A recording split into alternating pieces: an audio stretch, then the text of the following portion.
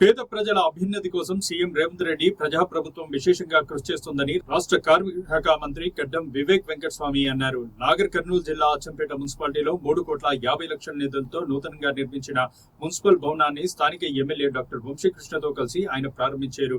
మంత్రిగా పదవీ బాధ్యతలు స్వీకరించిన తర్వాత మొట్టమొదటిసారిగా నియోజకవర్గానికి రావడంతో స్థానిక ఎమ్మెల్యే వంశీకృష్ణ నేతృత్వంలో మంత్రి వివేక్ వెంకటస్వామికి మేళ తాళాలతో ఘనంగా స్వాగతం పలికారు. ఈ సందర్భంగా మంత్రి మాట్లాడుతూ ప్రజా ప్రభుత్వంలో పేద ప్రజలకు ఇందిరమ్మ ఇండ్లు, రేషన్ కార్డులు ఇవ్వడంతో పాటు గ్రామాలను సస్యశ్యామలం చేయడానికి ప్రభుత్వం కృతనిశ్చయంతో ఉందన్నారు. మంత్రి రాక సందర్భంగా జిల్లా ఇన్ఛార్జ్ ఎస్పీ రావుల గిరిధర్ నేతృత్వంలో స్థానిక డీఎస్పీ శ్రీనివాస్ ఆధ్వర్యంలో గట్టి భద్రతా చర్యలను చేపట్టారు.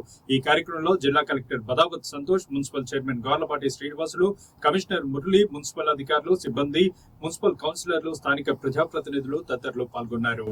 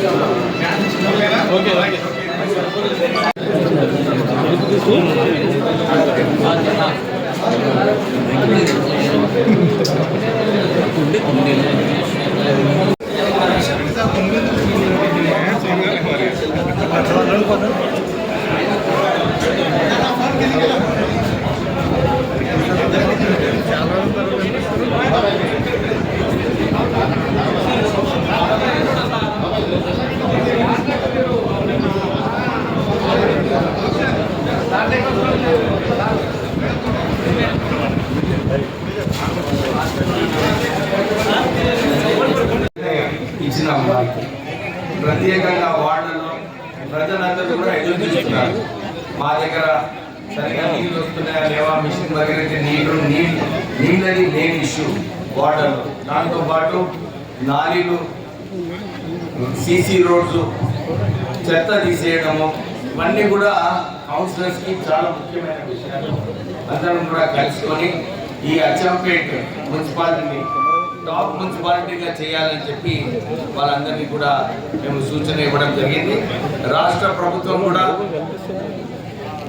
ఈ రాష్ట్రానికి అప్పుల రాష్ట్రం చేసినప్పటికీ కూడా రేవంత్ రెడ్డి గారు నిధులు తీసుకొచ్చి అభివృద్ధి చేయాలని చెప్పి అనేకమైన సంక్షేమ కార్యక్రమాలు ఆల్రెడీ చేయడం జరిగింది. గ్యారంటీ కార్డుతో పాటు సన్న బియ్యము, కొత్త రేషన్ కార్డులు, రైతు భరోసా, ప్రత్యేకంగా ఇందిరమ్మ ఇల్లులు చాలా అన్ని కాన్స్టిట్యున్సీలో 3,500 ఇందిరమ్మ ఇల్లు ఇవ్వడం జరిగింది.